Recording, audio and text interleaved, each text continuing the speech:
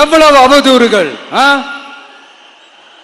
இந்த கரூர் விஷயத்தை பத்தி ஊருக்கே தெரியும். ஆனா போடு, விஜய் மேல பழிய போடு.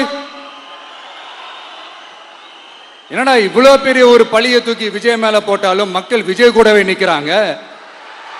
இது என்னடா அதிசயமா இருக்குது அப்படின்ட்டு அது ட்ரை பண்ணி பார்த்தாங்க. அது மக்கள் கிட்ட எடுபடல. சரி, அடுத்து வேற என்ன பண்ணலாம்? முடக்கு. ஜனநாயகனா முடக்கு. படத்தை முடக்குனா கொஞ்சம் பையன் கொஞ்சம் டிஸ்டர்ப் ஆயிடுவான். அதனால படத்தை முடக்கு. இது யாரு முடக்குனாங்கன்றது உங்களுக்கே தெரியும். அது நான் சொல்ல வேண்டிய அவசியம் உங்களுக்கு இல்லை.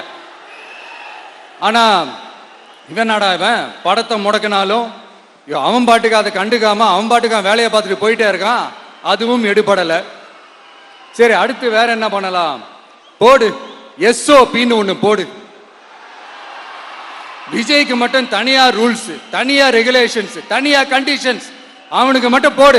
மற்ற கட்சிகள்லாம் விடு, விஜய்க்கு மட்டும் தனி கண்டிஷன்ஸ் போடு. அவன் வெளியவே வரக்கூடாது, மக்களை சந்திக்கவே கூடாது. என்னாச்சு? அதுவும் எடுபடல. சரி, அடுத்து வேற என்ன பண்ணலாம்?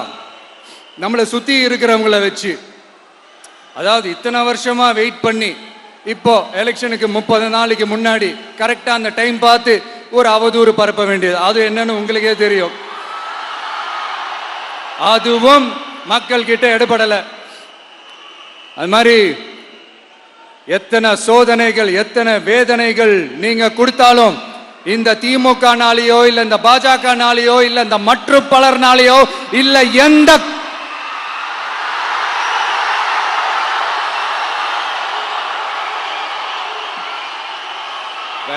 வேற யாராலையும் என்ன மக்கள் கிட்ட இருந்து பிரிக்க முடியாதுன்னு சொல்ல வந்தேன். அதைத்தான் சொல்ல வந்தேன்.